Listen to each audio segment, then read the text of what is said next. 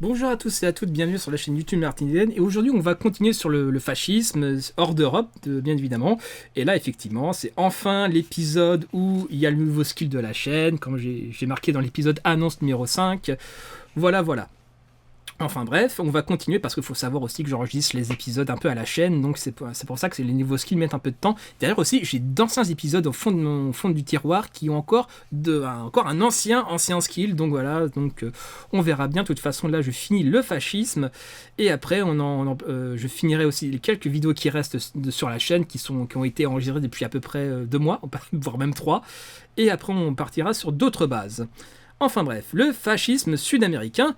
L'existence de minorités italiennes et allemandes avait donné naissance à des groupuscules fascistes relevant de la mère patrie. Surtout en Amérique du Centre et du Sud subsiste la tradition du caudilisme et des pronunciamentos, c'est-à-dire de dictatures plus ou moins éphémères de chefs militaires grâce à des coups d'État.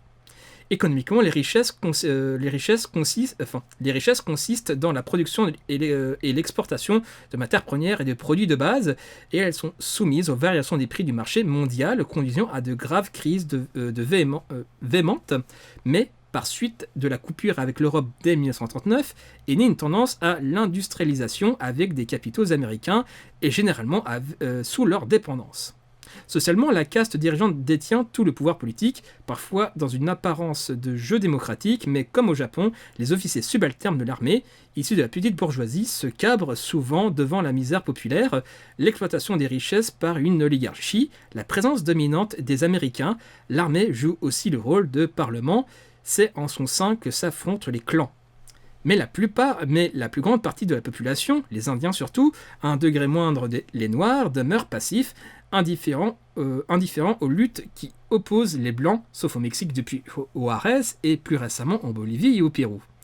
Au Brésil, en 1932, Salgado avait lancé l'action intégraliste brésilienne, s'inspirant du fascisme italien et recrutant parmi les petits commerçants, les fonctionnaires moyens, les officiers subalternes.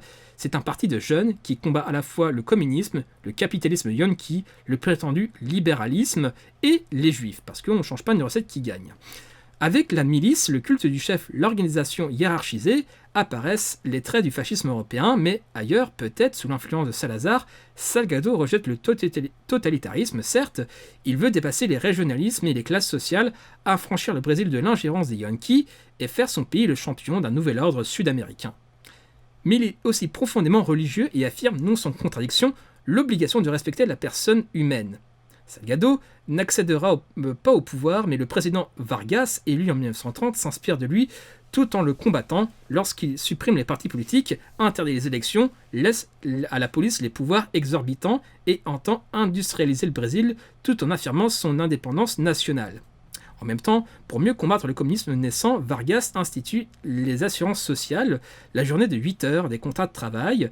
Il assure ainsi une clientèle fidèle dans la population pauvre des faubourgs des grandes villes, mais il inquiète les classes dirigeantes traditionnelles.